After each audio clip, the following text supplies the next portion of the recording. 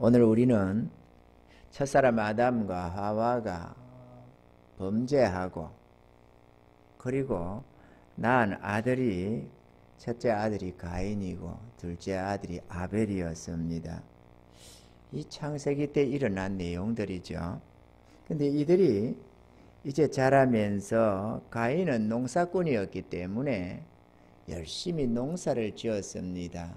그리고 하나님 앞에 제물을 삼아서 제사를 드렸는데 자기가 애쓰고 수고한 것 중에서 좋은 것으로 하나님 앞에 제사를 드렸습니다.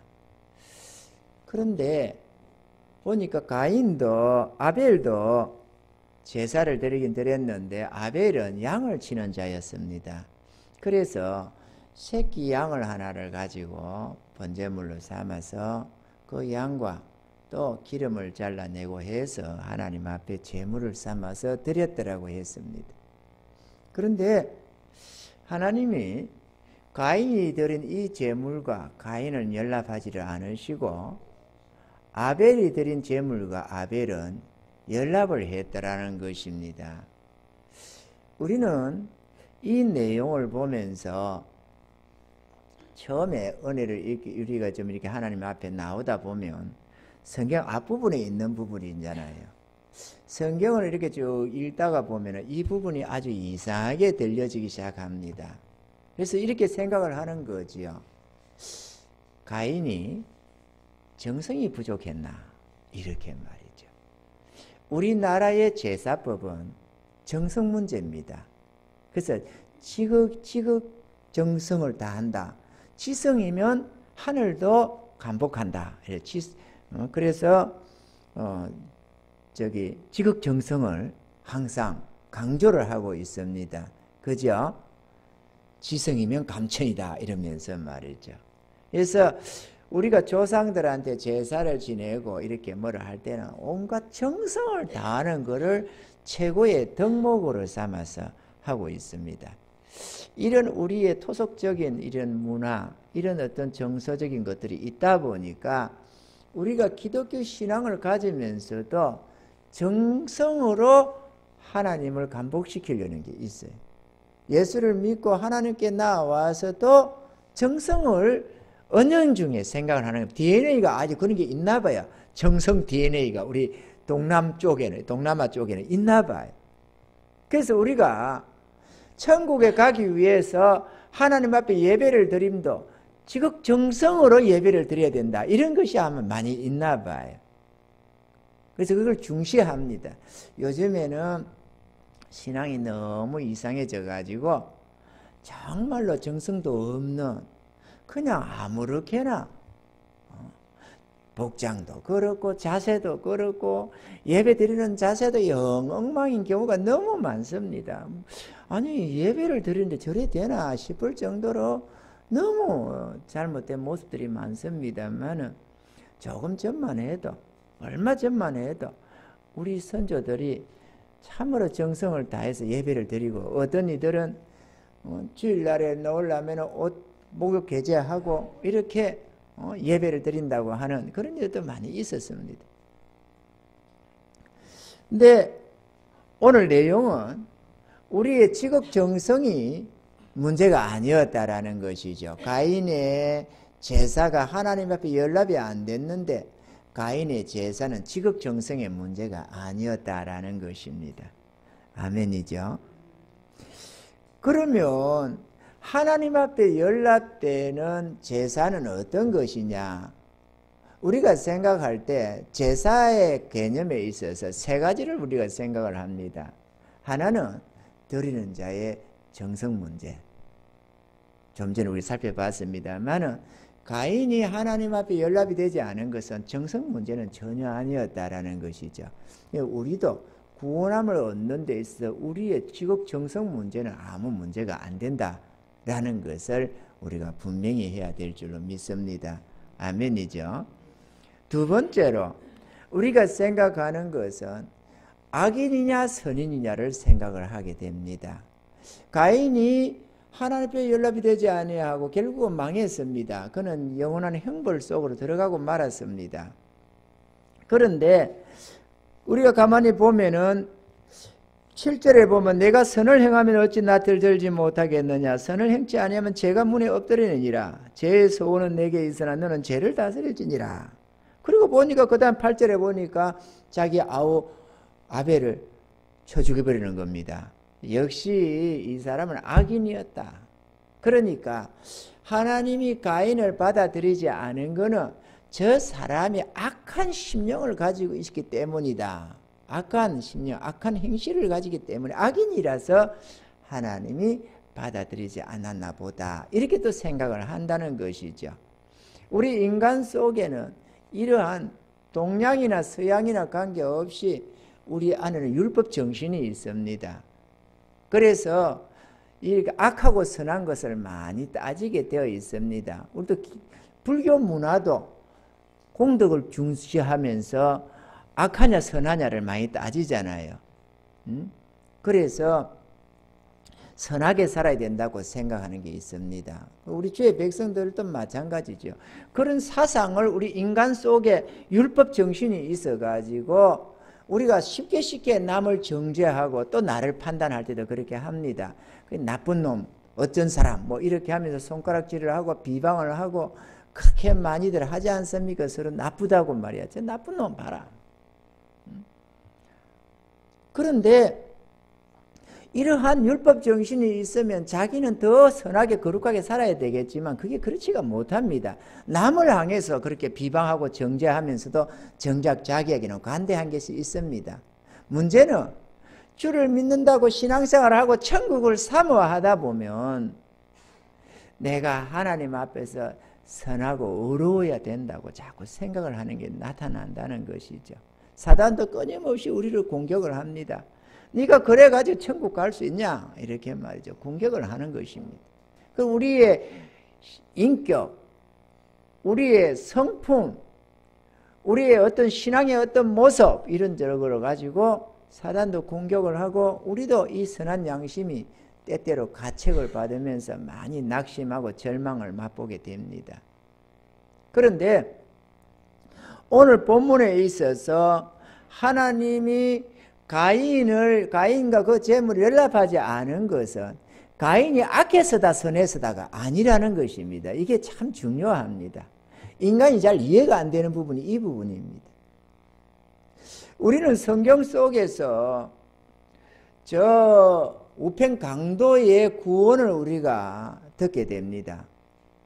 그리고 상당히 거기에 대해서 충격을 받을 수가 있습니다. 아무 감각 없이 들었더라면 별로 이해를 못했을 수 있습니다. 그런데 우편 강도를 들으면서 상당히 충격을 받는다면 제대로 들은 것이 될 것입니다. 우리 인간 속에 율법 정신이 있다 보니까 무조건적인 은혜라는 개념이 없습니다. 무조건적인 구원의 은혜. 그러니까 우리가 예수를 믿고 신앙생활을 잘해야 구원이 되지 무조건적인 구원의 은혜가 어디 있냐? 우리는 그게 이해가 잘 안 가는 겁니다. 그래서 무조건적인 은혜, 값없는 은혜라고 해도 아멘 아멘 하면서도 자꾸 내 행실을 대입을 시키려고 합니다. 악한 여자는 누군가가 멸망했다면 그거는 그 안에 악함이 있어서 그렇다 이렇게 자꾸 생각을 한다는 것이죠. 오늘 가인의 멸망에 있어서도 가인이 이 본디 악인이다 이렇게 생각하는 게 있다는 것이죠. 본래 악하기 때문에 그렇게 멸망을 했겠지. 그런데 성경은 전혀 그렇게 말씀을 하지를 않습니다. 우리의 행실에 따른 구원이 아니라고 하나님은 분명하게 선을 그어서 말씀을 한다는 것이죠. 여러분, 만약에 내가 오늘이라도 아니 오늘 아침에부터 뭐 무슨 주일날 아침에 무슨 큰 죄를 짓고 왔겠습니까만 어제라도 큰 잘못을 저질렀다. 그래서 내가 양심의 가책을 받는다고 해도 내 그 죄의 문제로 내 양심의 가책의 문제로 심판받고 멸망받는 일은 없다라는 것입니다. 그걸로 가는 것은 아니라는 것이죠. 하나님 앞에 내가 어제 잘했다 그러면 정말 잘했다. 하나님이 기뻐하실 중요한 일들을 했다. 그런다고 해서 그걸로 구원이 이루어지는 것도 아니라는 것입니다. 우리의 행실에는 전혀 관계가 없다는 것입니다. 이게 우리 죄에 빠진 인간들에게는 최상의 희소식입니다. 그게 복음이라는 겁니다.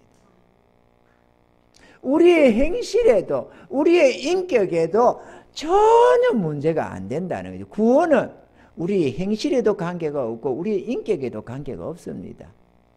아멘이죠. 그러면 오늘 본문에서 말씀하는 것은 뭘 말씀하려고 하느냐? 가인과 아벨의 제물에 관계된 문제입니다. 제물이 하나님 앞에 우리는 생각할 때 우리 한국적인 개념에서는 제사상이 좋으냐 안 좋으냐, 제사상이 조상에게 연락되느냐 안 되느냐에 따른 그게 개념이 아니고 우리의 지극정성, 아까도 말씀했습니다만 그런 데다가 두는데, 하나님의 제사는 드리는 자가 아니라 드리는 제물의 문제다는 것입니다. 드리는 제물이 하나님이 기뻐하시는 제물이 연락하는 제물이 되면은 드리는 자도 연락이 되고, 드리는 제물이 하나님이 기뻐하는 제물이 아니면 드리는 자도 연락이 안 되고, 그러니까 드리는 자가 악인이든 선이든 관계없이 드리는 제물이 뭐냐에 달려있다, 그 얘기를 지금 하는 것입니다. 이해가 되시면 아멘. 이게 참 어렵습니다. 우리가 다 안다고 생각하겠는데 사실은 우리 인간의 속성하고 달라가지고 우리는 뭔가 하다못해 대가를 지불하고 뭔가를 받아야 정당하다고 생각하는데, 이 천국이라는 거, 영원한 지옥 행벌에서 천국으로 들어가는 이 영원한 구원의 은혜를 전혀 1%도 대가 없이 그냥 주려고 한다 이거죠. 이게 인간이 이해가 안 되는 겁니다. 그래서 우리는 생각하기를 열심히 신앙생활을 해야 천국 간다고 생각하고 충성되게 해야 천국 간다고 자꾸 생각을 한다는 것입니다. 전혀 안 그렇다는데도 이해가 안 된다는 거예요. 여러분 어떻게 생각하는지 모릅니다. 우리의 어떤 것도 구원에 관계가 없다는 것을 여러분이 이해가 되는지 모르겠습니다. 무조건적인 그리스도의 은혜로 구원을 얻는다는 것을 여러분이 이해를 제대로 하고 계신지 모르겠습니다. 그런데 내 생각에 대다수의 신앙인들이 안다고 생각하는 그거를 사실은 너무도 막연하게 흐릿하게 그냥 그렇게 인정하는 것으로 자기가 믿는다고 생각하는 경향이 있다는 거죠. 인정하는 것과 믿는 것은 전혀 다릅니다. 믿음으로 천국에 들어가는 것이지 인정함으로 들어가는 게 아닙니다. 인정은 사단도 인정을 합니다. 이거 드시면 하면 인정이 아니라 믿음이어야 돼야 된다 이거죠. 그래서 오늘 그러면 가인이 들고 나간 재물이 어떤 재물이냐 하면은, 가인은 농사꾼이었다잖아요. 땅에서 난 것을 자기의 수고의 소산물을 들고 나갔습니다. 땅에서 났다라는 거는 땅을 뭘 의미하느냐면 농토 이렇게 생각합니다만 그 말이 아니고 실제로 의미하는 것은 인간을 말합니다. 흙으로 지원받은 인간의 노력을 얘기합니다. 땀을 흘려 수고한 소산을 들고 나갔다, 그 얘기를 하는 것입니다. 다시 말하면 인간의 노력의 산물을 들고 하나님 앞에 나아갔다, 그 얘기하는 거죠. 이해가 되시면 아멘. 그러니까 농사꾼이었으니까 농작물을 들고 나갔겠지 이렇게 생각을 하게 됩니다만 그 얘기를 하는 게 아닙니다. 아벨은 양치는 자니까 양을 들고 나갔고, 가인은 농사 짓는 자니까 농산물을 들고 나갔다, 이렇게 딱 보면 그렇게 이해가 되는데 그 얘기를 하는 게 아니고, 가인은 자기 노력의 산물을 들고 나갔다는 걸 말을 한다, 그 얘기죠. 깨달음이 있으시기를 주님 축원합니다. 그런데 우리 인간의 노력의 산물은 하나님이 절대로 연락을 하지 않는다고 분명하게 말씀을 한다는 것입니다. 인간의 노력의 산물이 뭐냐? 자기의 의를 말합니다. 하나님 앞에서 떳떳하게 당당하게 나가려고 하는 자신의 의. 내가 얼마나 경건하게 살고, 내가 얼마나 선하고 어렵게 행동하고, 내가 얼마나 정욕과 죄를 멀리하고 하나님의 뜻대로 살려고 하는가 하는 이런 자기의 의를 말합니다. 이거는 하나님 앞에 연락이 안 된다는 것이죠. 창세로부터 단 한 번도 예외 없이 자기의 행위의 의를 들고 나가는 자는 다 멸망한다는 것을 아셔야만 합니다. 그러니까 우리가 아무리 하나님 앞에서 바르게 선하게 거룩하게 하나님 뜻대로 살려고 해도 그걸로는 절대로 천국 못 들어간다는 것입니다. 이거 되시길 주님 축원합니다. 아, 그러면은 내 행위하고는 관계가 없겠구나. 앞으로 신앙생활 하는데 그거는 신경 쓰지 말아야 되겠다. 그것도 잘못된 거죠. 그렇게 아무렇게나 정욕대로 죄 가운데 살라는 말은 아닙니다.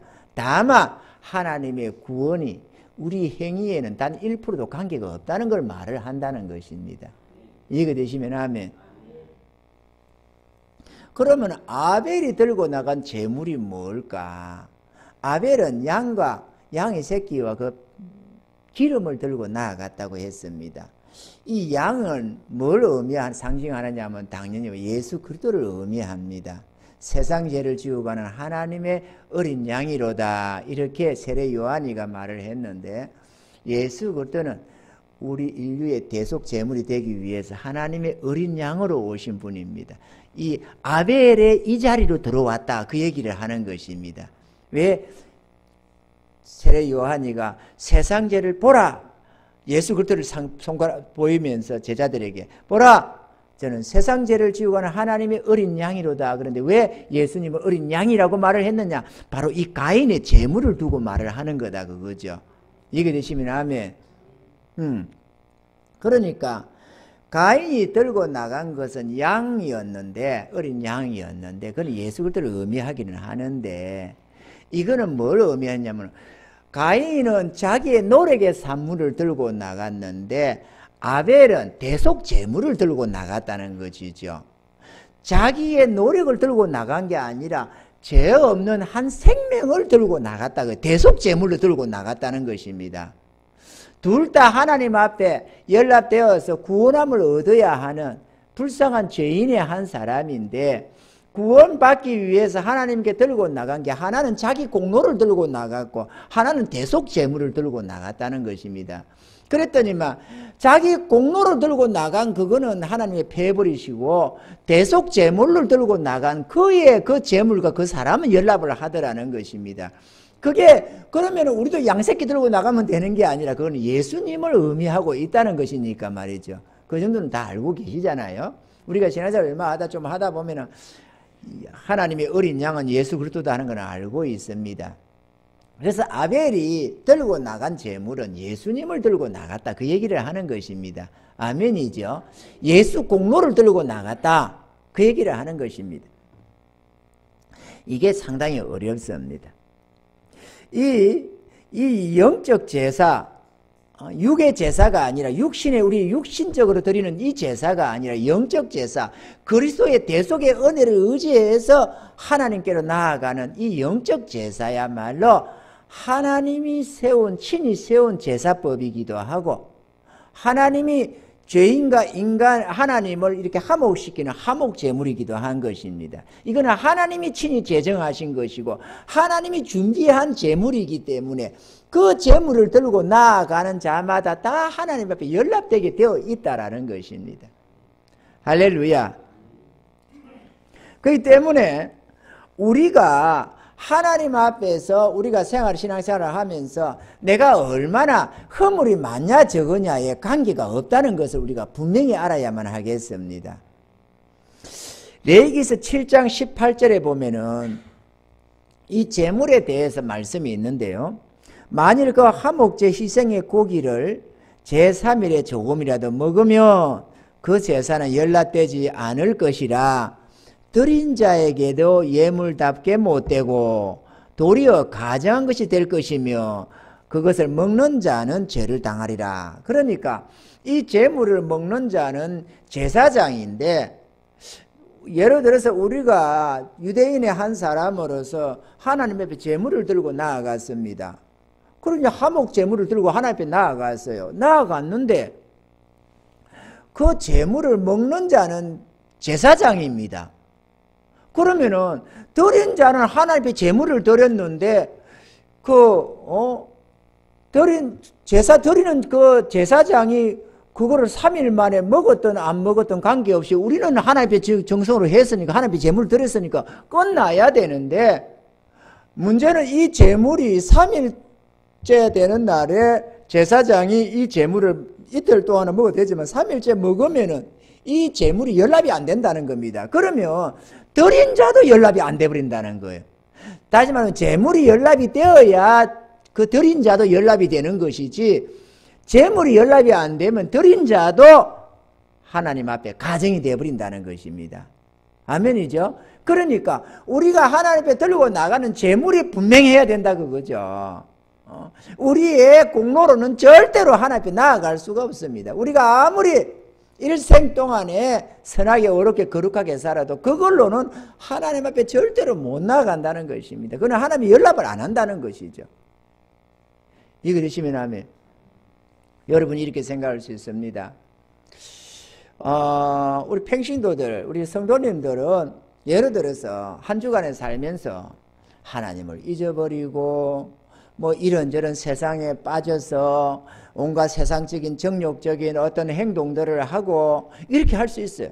어떤 교회들은 보면은, 그래서 예배 시작할 때 보면은 회개송을 하고 말이에요. 회개한다고 기도하고 막 그렇게 하는 과정들을 이 예배 속에다가 이어놓는 경우를 들어 볼 때가 많습니다.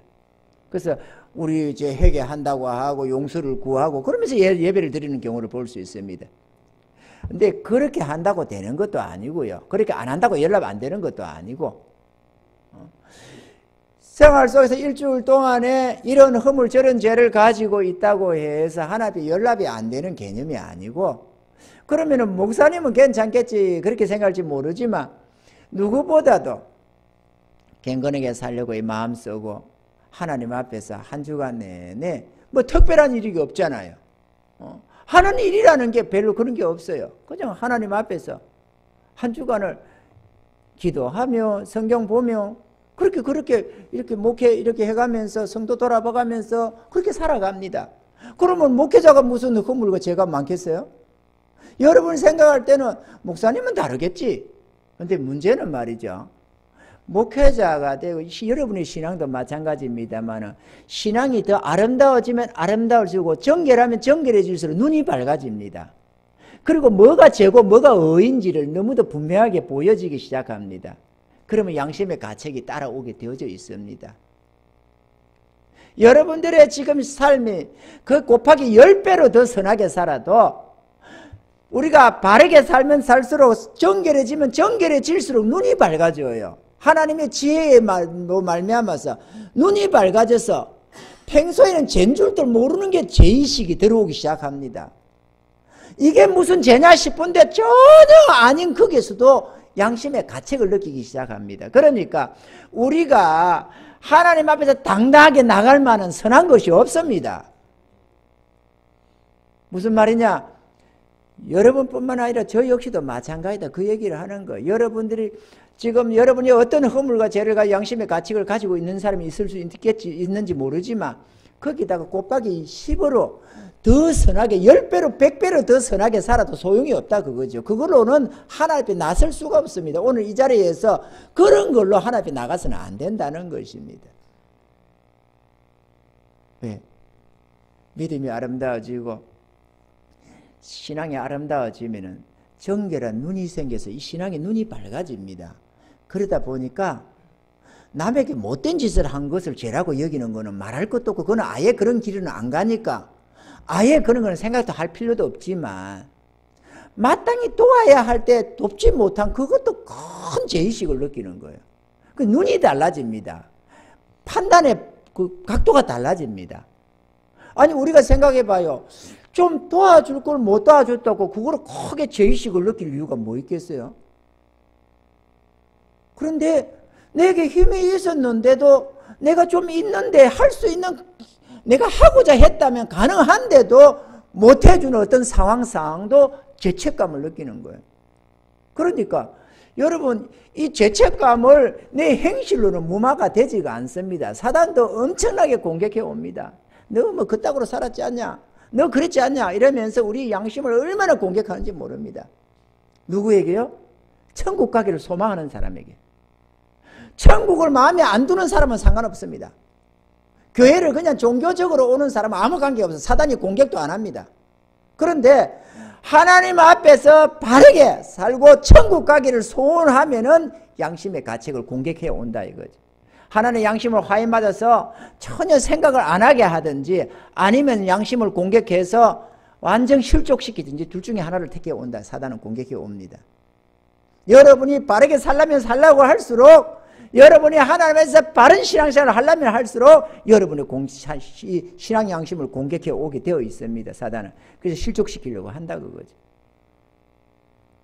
그런데 감사하게도 하나님의 구원은 우리 행위에 있지 않다는 것입니다. 아멘이죠? 주의 공로에 있습니다. 내가 구원함을 얻는 데 있어서는 예수 그리스도로 말미암는 이 구원의 은혜를 값없이 주심으로써 그 은혜를 내가 믿고 받아들임으로 구원을 얻는 것이지, 거기에다가 플러스 내 어떤 행위를 첨가해서 구원을 얻는 게 아니라는 것이죠. 만약 그렇다면 주님은 큰 그리스도, 나는 작은 그리스도 이리 돼야 될 겁니다. 그런데 우리는 어떤 데도 단 1%도 우리 구원에 있어서 해당 사항이 없습니다. 이거를 분명하게 깨달으시기를 바랍니다. 그래서 주의 구원의 은혜를 값없는 은혜라고 감사하는 것입니다. 할렐루야. 또 우리는 이렇게 합니다. 이렇게 들으면서도 믿음으로 받지 못하니까 또 지나가다 보면 내가 죄의식에 빠지고 어떤 잘못을 범하고 뭐 이렇게 저렇게 하다 보면은 또 생각하는 겁니다. 나 이러다 지옥 가면 어떡하나, 이렇게 말이죠. 그렇게 구원에 대한 확실한 믿음을 갖지 못하다 보니까 자꾸 내 행위에다 결부를 시키는 겁니다. 그래서 내가 좀 잘못하고 예를 들어서 예배를 몇 번 빼먹고 뭐 이런저런 예물도 뭐 이렇게 저렇게 11주도 땡가먹고 뭐 이렇게 저렇게 세상에서 이렇게 치우치고 막 이렇게 저렇게 했다 칩시다. 그러다 보면은 가만있어 보자, 내가 이러다 지옥 가면 어떡하나. 물론 그게 좋은 거는 좋은 겁니다. 그런 생각이 나의 행실을 되돌리게 주는 것이니까. 문제는 나의 그런 행위에 구원이 있지 않는데, 내가 열심히 낼 때는, 열심히 신앙생활 할 때는 천국 갈 것 같고, 예수 믿는 내가 천국 갈 것 같고, 내가 예수 믿는데도 불구하고 내가 그렇게 저렇게 좀 어떻게 예를 들어서 몸이 아파서 뭔가 집안에 문제가 생겨서 누가 죽어서 이사를 가서 어떻게 해서 신앙이 좀 뜸해지고 나면은 이러다가 내가 지옥 가는 거 아닌가, 이렇게 생각을 한다는 것이죠. 그렇게 판단을 생각하는 이유가 어디 있느냐? 내 행위를 자꾸 결부시킨다는 것입니다. 내 행위가 거기에 들어가서는 안 된다고 분명히 말을 하고자 하는 것입니다. 이게 되시면 하면 우리 행위는 아무 관계가 없습니다. 내 인격도 아무 관계가 없습니다. 내가 얼마나 악인이냐 선인이냐 그건 아무 관계가 없습니다. 하나님의 구원은 우리의 악하고 선함에 있는 게 아닙니다. 이거 되시면 하면 잘못 들으면 이거 뭐 이단 아닌가 이렇게 들을 수 있겠습니다만, 전혀 우리가 어렵고 거룩함을 삶을 살아가야 하는 것은 맞지만 구원에 있어서만큼은 하나님의 값없는 은혜라는 점을 우리가 분명히 알아야만 합니다. 우리들은 어떤 기준에 이르는 자만 구원을 얻는다고 한다면 우리는 아무도 거기에 이르지 못합니다. 성경은 끊임없이 값없는 은혜를 전하는데 우편강도가 대표적인 예입니다. 우편강도는 정말로 흉악한 죄인이었습니다. 그래서 사형선고를 받아가지고 십자가에 처형을 당하는 중이었습니다. 그는 누명을 쓴 것도 아니고 자기들이 고백하듯이 너와 나는 마땅히 이 사형 선고를 받을 만한 행위를 저질러서 우리는 마땅하겠거니와 우리가 이 십자가를 지는 것은 당연하겠거니와 이 사람은 죄가 없다라고 말했듯이 그 우편강도 좌편강도는 흉악한 죄인이라서 저거는 도무지 안 되겠다. 저거는 5년 10년 징역살해해서 될 종류도 아니고 무기징역해서 될 종류가 아니고 저거는 마땅히 죽여야 한다. 이래가지고 사형을 때린 자입니다. 그 사형수가 무슨 선한 일을 하게 해서 십자가 위에 달려가지고, 여러분 그래요 안 그래요? 그 사형수보다 더 악한 짓을 하고 다니는 사람 여기 있습니까? 없다고 그거요. 그가 어떤 사형을 얼마나 저질러서 사형 선고를 받은지는 모르지만 십자가의 사형이라는 것은 사형수들 중에서도 최상의 악인들입니다. 지금은 우리가 사랑의 상징으로 십자가를 달고 있지만 예수님으로 말미암아 사랑의 상징이 되어버린 것이고, 십자가의 처형은 가장 극악무도한 자에게 내리는 사형입니다. 그런데 그 사형 선고를 받은 그 죄인이 구원함을 받았다 이거죠. 어떻게 해서? 그 재물 때문에. 그 옆에 달려 죽어가는 예수 그리스도를 공로를 의지했기 때문에 그가 구원을 받는 것입니다. 이거 되시면 하면 그것보다 더 걱정한 게 어디 있어요? 우리가 우편 강도보다 더 악하느냐고.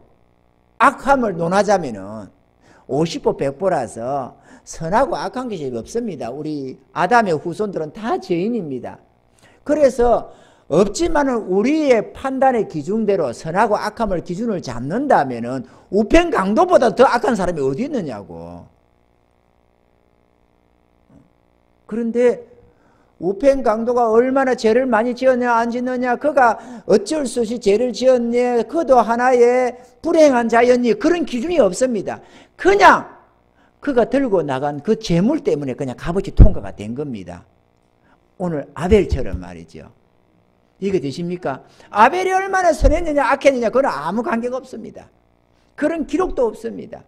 그가 들고 나간 이 대속 재물 때문에 된 것이죠. 우리 예수님은 우리의 구세주입니다. 그분은 우리의 대속 제물이 되어 주셨습니다. 그것도 하나님이 친히 세우신 화목 제물이십니다. 그분은 십자가 위에 달려서 저와 여러분의 죄값을 대부분 다신 다 지불해 놨습니다. 내가 아무리 큰 죄를 지어도 그것을 다 커버하고 넉넉할 만큼 그분이 우리의 죄값을 다 지불해 놨습니다. 가령 우리가 은행에 빚을 친다면은 1억을 빚을 짓건 10억을 빚을 짓건 혹은 1조를 빚을 짓건 1경을 빚을 썼건 관계가 없습니다. 그 빚을 다 탕감해 놨다 그 얘기입니다. 지금 예수님께서 내 죄값이 그에게 지불되어서 하나님이 그 예수 공로로 나에게 죄 없다 하심을 믿으시면은 다 구원함을 얻습니다. 예수 공로로 오늘 아벨이 드린 그 제물이 연락되면서 아벨을 연락해 주시듯이 예수 공로를 하나님이 받아들이시고 우리를 용서해 주고 계시는 것입니다. 이 하나님의 용서를 믿으셔야 된다 이거죠. 내가 예배 빠졌다, 주일 몇 번 빼먹었다, 거기에 있는 게 아닙니다 여러분.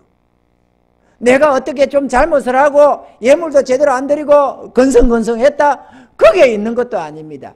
오늘이라도 주의 대속의 은혜를 믿고 하나님이 나에게 값없이 용서함을 주시고 구원을 주셨음을 믿는 자마다 구원을 받게 되어 있습니다. 구원은 시간을 요하는 것도 아닙니다. 우편 강도가 몇 시간 고민해가지고 받은 것도 아니고 노력해서 받은 것도 아닙니다. 그냥 그리스도의 구원을 믿고 주의 긍휼을 믿고 받아들일 때 하나님의 주님의 그 그리스도이심을 하나님의 아들이심을 믿고 그분에게 은혜를 구하고 그분을 받아들일 때 그냥 값없이 용서가 되고 구원을 받은 것이지, 그가 뭔가 선하게 내가 이제 다시 살아나면 선하게 살리라 뭐 한다든지 뭔가 작심을 했다든지 그런 내용도 아닙니다. 주님을 붙들고 나아가는 자마다 다 용서함을 받습니다. 그가 우편 강도가 됐건, 만약에 이 가인이 양의 새끼, 어린 양 새끼를 들고 하나님 앞에 나아갔더라면 가인도 구원을 받았겠죠. 이 아벨이 만약에 농산물을 들고 나가고 가인이 양 새끼를 들고 나갔더라면 가인은 연락이 되고 아벨은 멸망했을 것입니다. 아멘이죠. 우리의 행위에 있지 않습니다. 내가 어떻게 사느냐 그런 데 있는 게 아닙니다. 하나님의 값없는 용서에 있습니다. 그래서 그 한없는 하나님의 은혜라고 우리는 찬양을 하는 거예요. 은혜라고. 우리의 행위에 있지 않기 때문에. 이해가 되시면 아멘. 믿고 바라건대 오늘 이 시대는 믿음으로 하나님을 향하려고 하는 사람이 별로 없습니다. 자꾸 그냥 막연하게 그러려니 이러면서 그냥 대충 신앙생활을 자꾸 하려고 하는 겁니다. 여러분이 아무리 예수를 믿는다고 말을 해도 진실로 하나님의 용서를 믿고 하나님의 구원의 은혜를 믿고 받아들이지 않으면 여러분은 구원이 되질 않습니다. 교회 다닌다고 구원되는 것도 아니고 내가 예수 믿는다고 말한다고 구원이 되는 게 아니고 내가 주여 주여 한다고 구원이 되는 것도 아닙니다. 하나님의 용서를 믿고 받아들이셔야만 합니다. 형제나 여러분 속에 허물진 게 많아서 하나님의 용서를 받아들이는데 신앙 양심의 가책이 되더라도 그 가책에 지지 말고 하나님의 용서를 받아들이세요. 하나님은 모든 주의 사람들이 이 은혜를 입고 구원함을 얻기를 원하십니다. 그게 하나님의 사랑이십니다. 하나님은 우리 악인이 악한 중에 멸망하는 것을 원치 아니하십니다. 아멘이죠.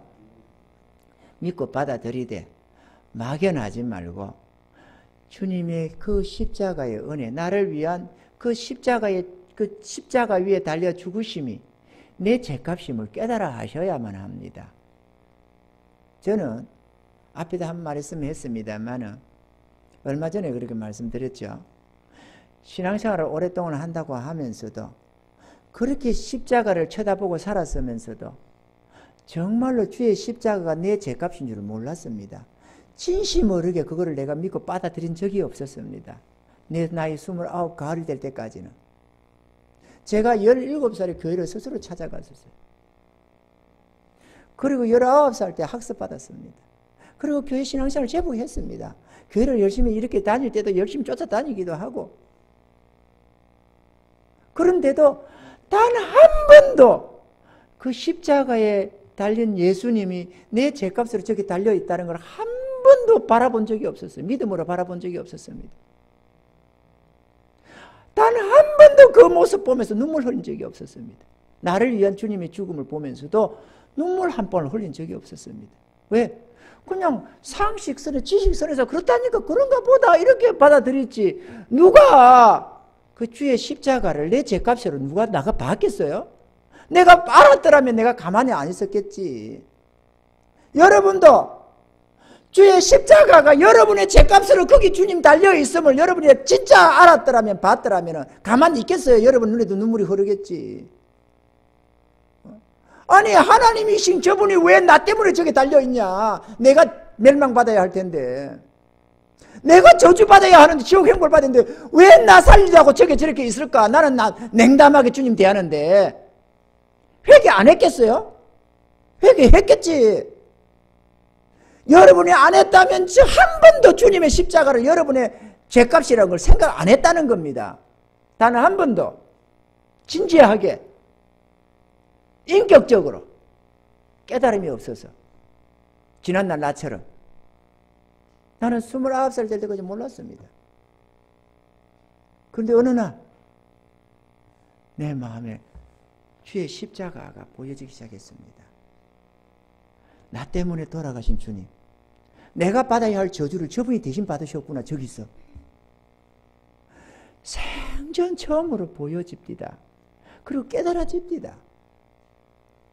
그러니까 막 닭똥 같은 눈물이 쏟아지기 시작하는데 주체가 안 돼요. 아니 왜 주님이 나를 위해 죽으셨을까?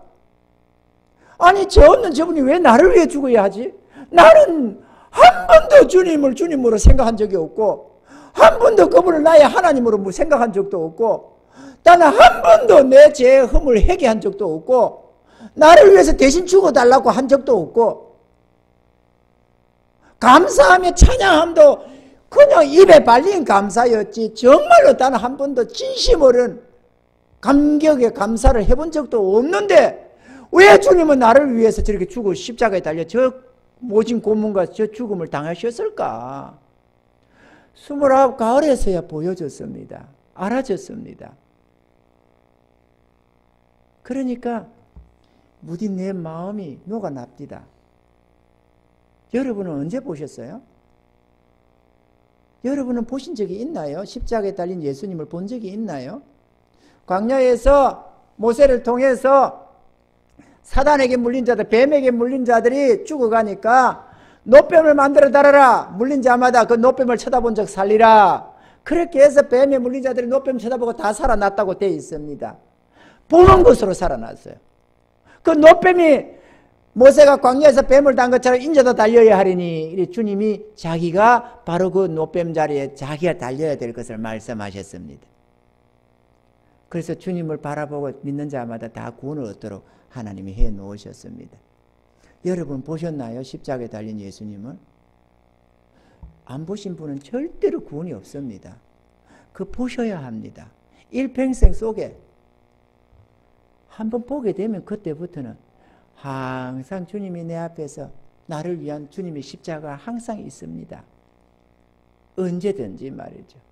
이렇게 강대상에도 있고 여기도 있고 여기도 있고 길거리를 가면은 여기는 별로 없지만 저 구도심만 가는데 가더라도 여기저기 교회 종탑에 십자가가 있고 그렇게 수천 수만 분도 보고 다니는 그 십자가를 단 한 번도 나를 위한 십자가인 줄 모르고 다닌 거 아니겠어요? 이 어리석은 자가 말이죠. 여러분도 깨달아 하시길 바랍니다. 그때서야 여러분의 주님이 눈에 들어올 겁니다. 그때서야 내가 순 날라리구나. 내 신앙이 순 엉터리였구나. 그걸 깨닫습니다. 누가 엉터리라고 하면 기분 안 나쁘겠어요? 여러분 신앙이 엉터리고 날라리입니다. 그러면 얼마나 기분 나빠하겠어요? 여러분은 아직도 구원이 아닙니다. 라고 하면 얼마나 기분 나쁘겠어요? 바리새인과 서기관들이 유대인들이 그래 돌로 쳐 죽이는 겁니다. 선지자들을. 이놈의 나쁜 새끼. 우리가 얼마나 신앙생활 잘하는데 그런다고 돌로 쳐 죽이는 거예요. 여러분들이 지금 신앙이 옳지가 않습니다. 뭐 얼마나 불쾌하겠어요. 주일날에 와가지고 예배 드린다고 나 예수 믿는다고 내가 얼마나 신앙생활 하고 내가 모태 신앙이고 말이야. 내가 얼마나 신앙생활 했고 이렇게 하고 있는데 날 보고 구원을 못 받다고 뭐 얼마나 기분 나쁘겠어요. 그런데 여러분이 보셨나 그거죠. 주님의 십자가를. 정말로 나를 위한 그 십자가. 그래서 하나님이 값없이 나에게 그 십자가 공로로 아무 조건 없이 나에게 구원을 주셨음을 여러분이 아셨나요? 그 은혜를 의지하는 자마다 다 연락됩니다. 내가 어떻게 믿어야 되는 게 아닙니다. 나를 위한 주님의 십자가의 은혜로 하나님이 값없이 용서 주셨음을, 구원을 주셨음을 믿으면 됩니다. 아, 그런가 보다. 이거는 구원이 안 됩니다. 믿어서야만 그 십자가가 나를 위한 십자가임을 깨달음이 오기 시작합니다. 그 구원에 있어서 우리는 0.1%도 어떻게 할 수가 없습니다. 우리가 할 수 있는 게 없습니다. 주님이 다 이루어놨습니다. 그리고 하나님이 값없이 주십니다. 이거를 깨닫고 받아들이는 자만 구원을 받습니다. 저는요, 나에게 구원을 달라고 많이도 기도했습니다. 하나님을 알고 난 뒤로. 하나님, 나 구원을 주세요. 나 구원 받고 싶습니다. 하나님, 나에게 구원을 주세요. 나는 구원을 달라고 했어요. 왜냐? 그 복음을 제대로 알려주는 사람이 없었거든요. 교회는 다녔지만 듣지 못했는지 제대로 목사님이 안 가르쳐줬는지 내가 교회를 열심히 다니고 있는데도 값없는 구원을 알지를 못했어요. 그래서 하나님이 구원을 달라고, 나에게 구원을 줘야만 내가 받는 줄 알고 구원을 달라고 했죠. 근데 뒤에 깨달음 속에서 알게 된 것이 구원을 달라고 하는 게 아니라 이미 하나님이 온 세상에서 구원을 주셨어요. 뭐 만민을 향해서 구원을 주셨다니까. 여러분을 향해서 다 줘놨다니까요. 안 믿고 안 받아들여서 멸망하는 것이지 내가 악해서 구원 멸망하는 법은 없습니다. 여러분, 내 행실이 악하다든지 내 성품이 더럽다든지 그래서 멸망하는 법이 없습니다. 재물에 관계된 문제입니다. 십자가의 공로에 관계된 거지 내 죄악의 문제가 아닙니다. 여러분, 그러므로 여러분의 행실에다가 마음 두지 마십시오. 그렇게 될 때 주님의 십자가를 오히려 더럽히고 짓밟는 결과밖에 안 됩니다. 우리 행위를 첨가시켜서는 안 됩니다. 구원은 주의 공로로 값없이 주는 선물입니다. 아멘이죠. 우리가 얼마나 악을 저질렀건 우리 전 인류의 모든 죄악을 대속할 만한 주의 공로로, 십자가의 공로가 그만큼 큽니다. 그렇기 때문에 내가 죄가 많아서 멸망할 거다, 그는 있을 수가 없습니다. 나의 죄다가 1000만 배, 1억 배를 곱해도 상관없습니다. 내 죄가 아무리 흉악해도 히틀러 같고 김정은이 같고 해도 문제가 안 됩니다. 하나님이 그들의 죄를 다 용서했는데 문제는 그들이 안 믿고 안 받아서 멸망하는 것이지 사람을 얼마나 많이 죽이니 어쩌니 그래서 멸망하는 게 아닙니다. 저 용소리 듣는 징기스칸이가 그로 말미암아 죽음을 당한 사람들이 4천만 명이랍니다. 그 옛날 시대에 4천만 명 죽었다고 지옥 가는 게 아닙니다. 주의 공로를 믿지 않아서, 의지하지 않아서 멸망하는 것이지. 아멘입니까? 우리 행실에 있는 게 아닙니다. 여러분, 주의 은혜를 귀하게 여기십시다. 그리고 십자가를 바라보셔야 합니다. 지금까지 한 번도 못 봤다면 이제라도 그 십자가에 달린 주님을 바라보셔야만 될 겁니다. 그리고 하나님의 용서를 믿으세요. 예수 공로로 값없이 죄 용서함 주시고 어렵다함을 주시며 구원 주시는 하나님의 용서를, 하나님의 구원을 믿고 받아들이시면 됩니다. 그러면 여러분도 새 사람으로 바뀌게 될 것입니다. 여러분의 신앙 행위다 두지 마시고 내가 이제부터는 열심히 신앙생활을 해야지, 그게 있는 게 아닙니다. 여러분이 지금보다 곱하기 열을 더해서 신앙생활 열심을 해도 구원은 그게 있지 않습니다. 한 주님의 공로에 있고 하나님이 값을 주시는 구원의 은혜에 있습니다. 여러분, 이 은혜를 꼭 기억하셔서 행여나 앞으로 살다가 내 허물 때문에, 죄 때문에 양심에 갇히게 되고 사단이가 공격해 오고 뭐가 올 때 오늘 이 말씀을 기억하십시오. 아벨의 제사, 이 제사에 의해서, 이 제물에 의해서 아벨이 연락된 것이지 행에 있지 않다는 것을 말이죠. 아멘이죠. 그래서 오직 주의 은혜만을 찬양하시고 감사하시고 영원토록 하나님 앞에 감사 영광 올려드리는 그런 복된 삶이 되시기를 주의 이름으로 축원합니다.